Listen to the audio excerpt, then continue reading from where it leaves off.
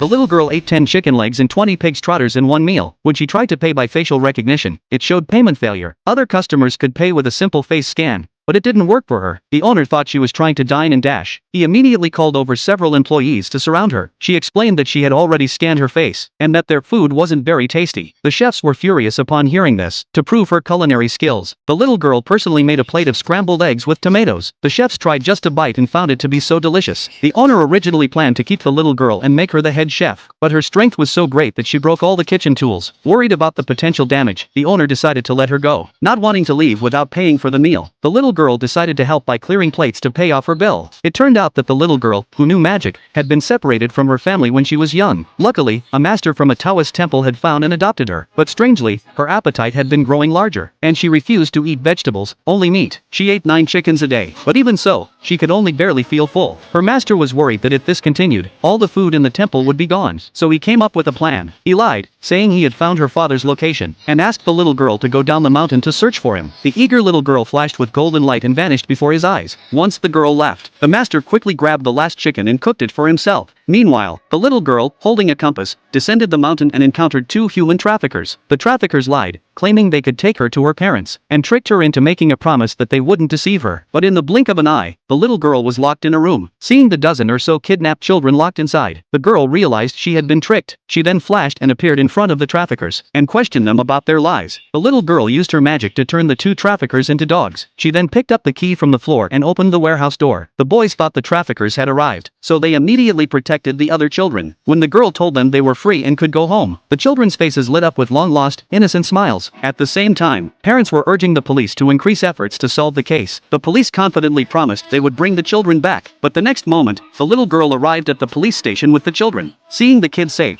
the parents were overjoyed. Soon after, the 2 traffickers rushed in, kneeling on the ground and asking the police to arrest them. They would rather go to jail than remain as dogs. After solving the trafficking case, the police, hearing that the little girl's father was the CEO of Cheen Group, were incredulous. After all, the CEO had never married or had children, but they decided to make a call to verify. At the same time, in the hospital, the chairman was lying on his deathbed, gravely ill. His greatest wish before dying was to find his lost granddaughter. He promised that whoever found her could inherit Cheen Group. Just then, his daughter-in-law received a call from the police. She learned that a little girl was claiming to be the daughter of the CEO of Cheen Group. The couple immediately rushed to the police station. Seeing that the girl looked exactly like the CEO, the daughter-in-law thought it would be easy to take her back and deceive the chairman. Her goal was to seize Cheen Group from the CEO. So, the little girl went with the couple to the hospital. Along the way, the daughter-in-law told the girl to lie to the grandfather, saying she had gotten lost